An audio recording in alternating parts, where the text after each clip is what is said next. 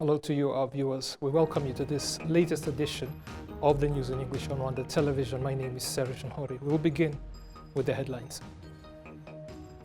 Rwanda has issued a statement rejecting blame for the bombing of an internally displaced persons camp at Goma in the DRC. The finals of the Umurenge Kagame Cup have taken place in Rubavu district of Rwanda's western province.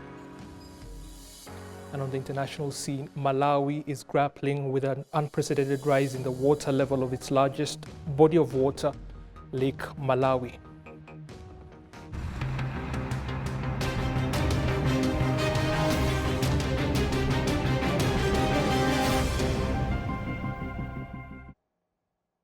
Now, as we just noted in the headlines, Rwanda has rejected blame for an IDP camp bombing in Goma of the DRC.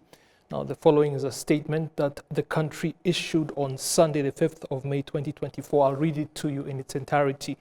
The attempt by the U.S. Department of State in its statement of the 4th of May, 2024, to immediately and without any investigation place blame on Rwanda for the loss of lives in the IDP camps is unjustified. Rwanda will not shoulder responsibility for the bombing in the IDP camps around Goma or the security and governance failures of the government of the DRC.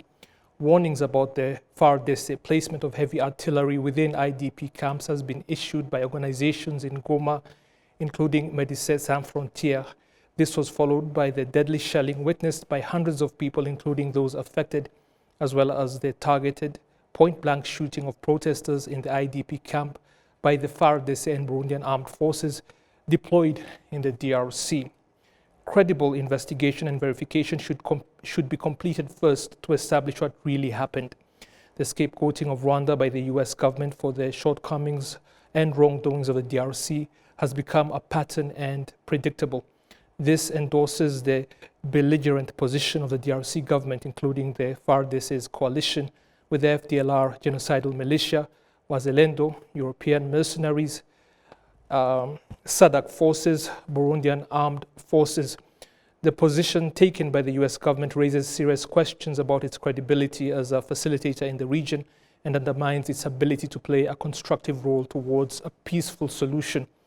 The international community, while claiming to support regional processes towards a political solution and durable peace, has been indifferent to the dramatic military buildup in the eastern DRC, armed conflict, and the resulting deplorable humanitarian situations of millions of Congolese citizens. President Felix Tshisekedi and the Congolese leadership persistently threaten to invade Rwanda and overthrow its government by force. This is why Rwanda will continue to take measures to ensure complete defense of the Rwandan territory and take any legitimate measures to defend the country.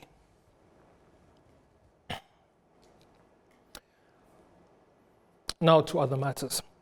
Local residents across the country have commended initiatives like the Umurenge Kagame Cup that help to bring them together with their local leaders and provide opportunities for discussions on leadership matters.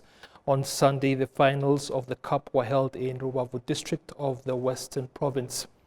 Held in Rubavu Stadium, the finals saw the attendance of thousands of fans, and the games featured men's and women's categories, as well as one dedicated to people living with disabilities in a number of different disciplines. And the competition as a whole featured participants from all sectors of the country. Football proved the most popular of all games held as part of the Umurenge Kagame Cup, and the final in the men's category pitted Rubengera sector of Karongi district of the Western Province against the sector of Chimonyi of Musanze from the north, with the former eventually winning with 2-0, and the game ending with just 10 players left on each side after red cards were issued.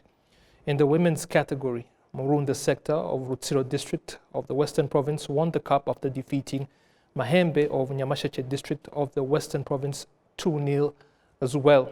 The Umurenge Kagame Cup featured a total of 8 disciplines. Now, youth volunteers here in Rwanda are happy about their achievements in the last decade since they began assisting the government in its developmental efforts and communities in different parts of the country in order to improve social welfare. Local residents across the country also collaborate this, saying there is no doubt that the youth volunteers have indeed helped to improve their lives on a daily basis, and what they do should not be overlooked. Back in 2013, when the initiative first began, the country had only 50 young men and women volunteering to work with the national police to fight crimes like the abuse of illegal substances among their age mates. Now more than half of the country's youth are involved in the drive to improve the society from within, numbering a staggering 1.7 million strong. Over the last decade, they have constructed 1,295 homes for the most vulnerable in society and repaired around 5,813 others. In addition, 17,321 were also upgraded, and 2,582 kilometers of local roads were repaired by the young men and women. 630,218 trees have been planted, and as many as 495,876 gardens have been prepared for families countrywide as part of a drive to fight malnutrition. As many as 4,312 vulnerable families have also had their health insurance paid for by the youths. The young people are also actively fighting gender-based violence, teen pregnancies, calling on communities to recognize the importance of gender equality, as well as respecting the rights of children, and much more. Now, the latest report from the Auditor General has shown that there are funds the government provided to districts meant for the construction of homes for vulnerable genocide survivors that were used for other initiatives, negatively impacting the lives of the people the funds were meant to benefit. Back in 1998, many houses were built for genocide survivors across the country, and over the years, the houses have naturally needed repairs to ensure that they remain habitable. It was therefore a shock for the members of the Parliamentary Public Accounts Committee to learn that the money the government provided for the repair of the houses and the construction of new ones was diverted by district officials to other projects. Officials in the Ministry of National Unity and Civic Engagement have vowed to closely work with local authorities to ensure that it does not happen again. The PAC members also pointed out that some of the houses given to genocide survivors lack many basic necessities, yet these are things that are included in the agreements the government signs with contractors for their construction. Miniwume says 743 new homes will be ready by the end of the current fiscal year, with each costing an average of 20 million Rwandan francs. And using the government budget alone, it would take more than a decade to complete the 6,000 houses required.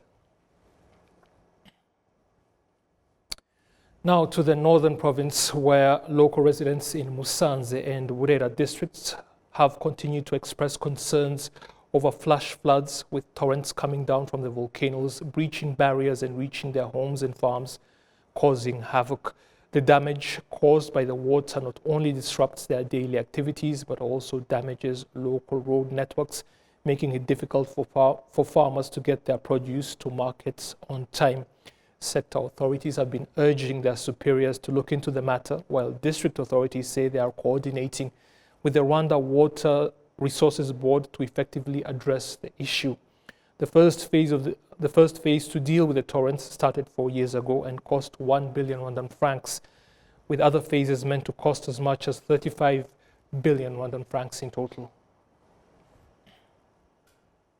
Now, if you joined us for the Saturday edition of our news, I'm sure you noticed the health segment that Olive Nete prepared for us. We saw part one of that, discussing the issue of menopause and how to deal with it. And now we'll bring you part two of that discussion. Menopause management is not only drugs we give. It is also the counseling we provide in terms of lifestyle. Lifestyle would mean eating well. Lifestyle would mean quitting smoking if you were smoking. Lifestyle would mean quitting alcohol, or at least reduce if you were drinking. Lifestyle would mean exercise. Lifestyle would mean improving in less stress in terms of well sleeping, something like this. So lifestyle is extremely meaningful because once you abide to lifestyle, the chances of being obese reduce drastically. And once you have reduced the obesity, the chances of having diabetes type 2 also reduce. And cardiovascular, like high blood pressure and the heart problems, they can also be concomitantly be reduced. So lifestyle is extremely meaningful. And we believe that that's the first stage we'll start with. And nobody wants really to look unhealthy, overweight, or limping, or having high blood pressure or diabetes, something like that. If things can be avoided without taking medication, let it be. So lifestyle is extremely important. Yes. So you also emphasized something which is really important.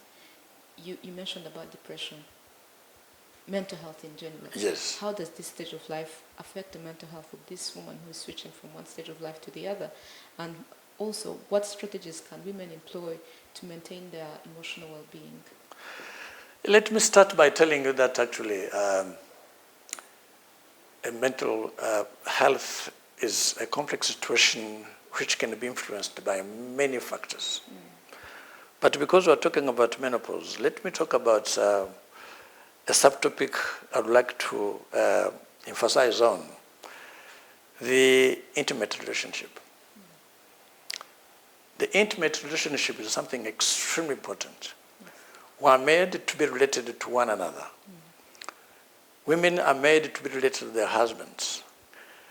And among the symptoms of menopause are altered intimate relations. When I say altered, you understand exactly what I'm trying to say, because my culture wouldn't allow me to be blunt about ABCD. Now, when you have a sleepless night, when you have mood swings, when you have the libido decreased, so having a depression is just the next step. And this can go as far as reaching your professional improvement or development. It can reach to the divorce. It can reach to the separation. It can reach to absenteeism. So from all those factors which come because menopause is there, getting depressed is quite the next step. And of course, a psychologist, psychiatrist will be in a better position than myself to talk about this. But again, let me tell you that menopause, because it touches us to so many systems, it is a multidisciplinary management, and it needs that kind of support. Yes. So you emphasized on a point, I'll repeat as you said. You say that menopause is a manageable condition. Yes. We can manage it. Yes. And sadly, we will all get to that stage of life. Absolutely. Like Yes. Yes. If we get to get there, if God allows us to get to that age. How can we manage menopause? What is your advice to women in general? Managing a situation is first of all knowing it. And the knowing a situation would mean knowing the cause. We are not here in a lecturing room, but we are here for the public awareness. And then people have to understand that actually the menopause happens because ovaries have stopped producing some hormones, what are called steroids. And the steroid hormones, the most important one, which is responsible of menopause, is called the estrogen. So the estrogen, being the most important hormone involved in menopause, it gets completely depleted or progressively depleted.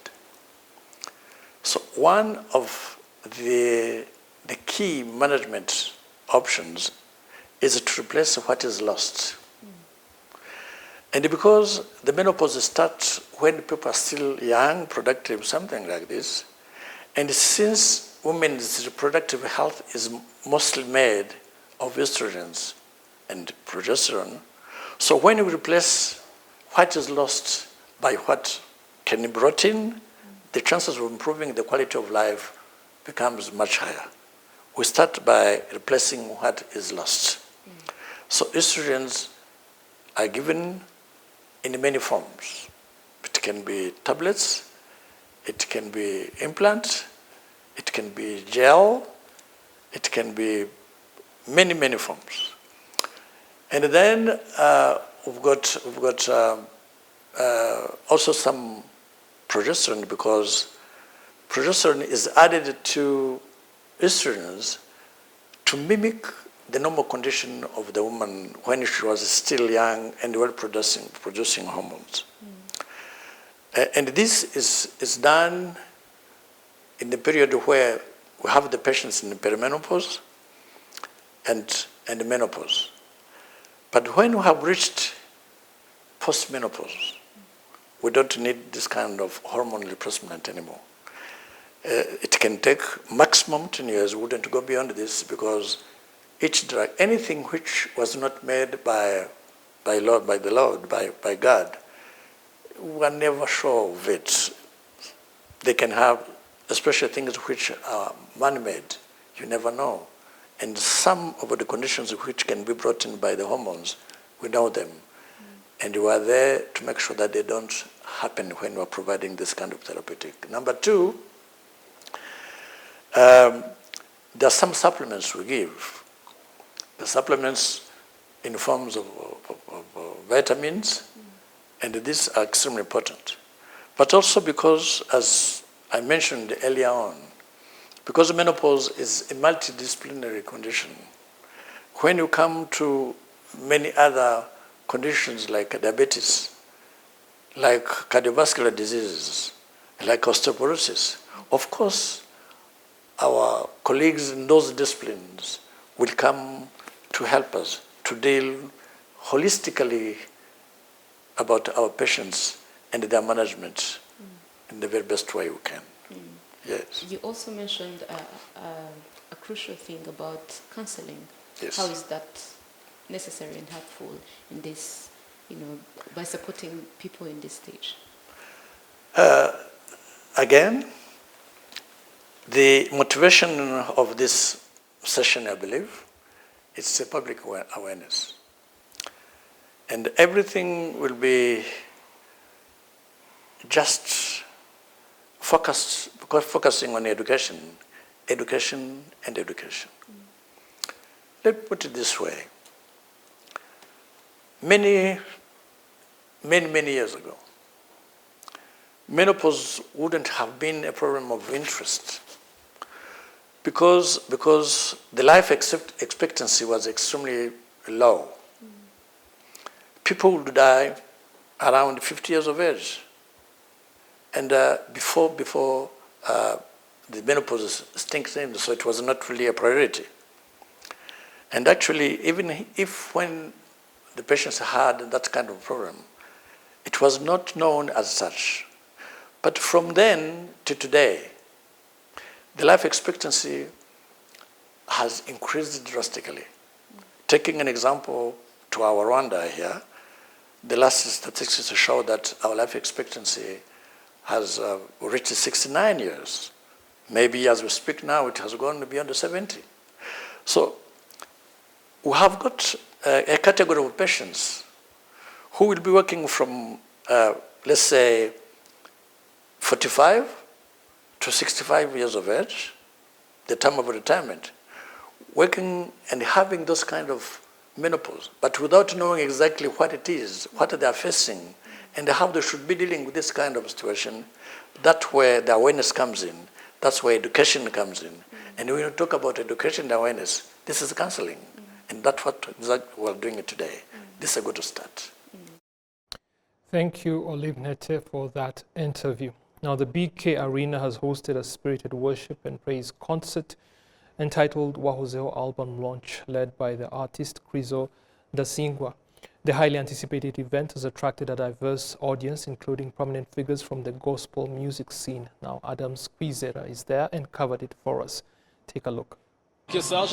As you said, BK Arena currently is alive with joyous sounds of praise and worship at Wahozeho album launch, headlined by the famous gospel artist known as Krizo Ndasingwa, who collaborated with other various gospel artists, including various choirs who are renowned in this gospel industry.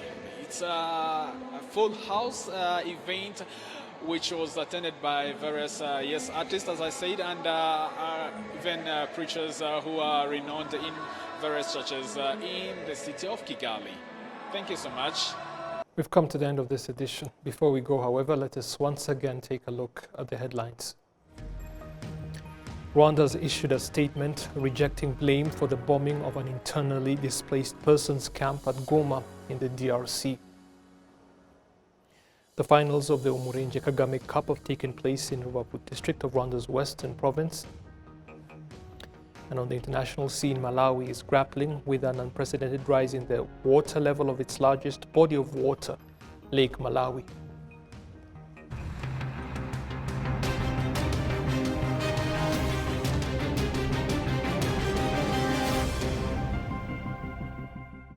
That's the news for now, but stay with Rwanda Television as the programs continue. I'm glad you were able to join us, and I hope you will continue to do so. Goodbye.